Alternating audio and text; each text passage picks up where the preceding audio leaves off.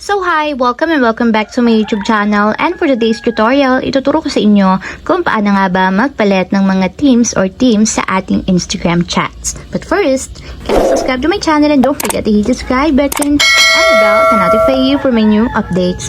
And if you want to learn more, just keep on watching and let's start. So ayan guys, for today's video, i-open lang natin ang ating Instagram account or yung ating Instagram app. And then, pagka-open guys, mula dito sa pinakang homepage, pumunta lang tayo sa messages or inbox ng ating Instagram. So, tap nyo lang yung inyong messages. And dito guys, pumili lang kayo ng isang conversation na gusto nyong palitan yung theme. So, for example, is pipiliin ko tong conversation na to, open nyo lang. And then, tap nyo lang yung profile picture or yung profile name na nandito sa taas para lumabas yung options niya. So, tap naman natin dito is yung theme. And dito guys, meron na ditong lalabas na iba-ibang klase ng mga themes na gusto ninyo. So, pwede kayong mamili dito sa mga nakalagay na themes. So, for example, is ito yung pipiliin ko. Tap nyo lang. And ito yung free view ng magiging itsura ng theme na gusto nyong piliin. So, kung ito yung gusto nyong piliin, tap nyo lang yung select. And i-back nyo lang guys. Automatic, yun na yung magiging themes natin dito sa conversation na pinili ninyo. So, try pa nating magpalit. Tap ulit natin yung profile name or yung profile picture. And then theme. And dito nga pala guys, pwede din kayong mag-create ng sarili ninyong theme. So, pipiliin nyo lang dito is create with AI. So, tap nyo lang.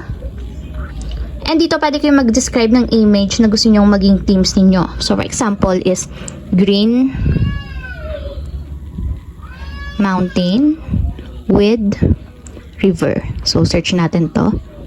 So, ganito yung gusto kong theme na ilagay. So, search lang natin. So, green mountain with river.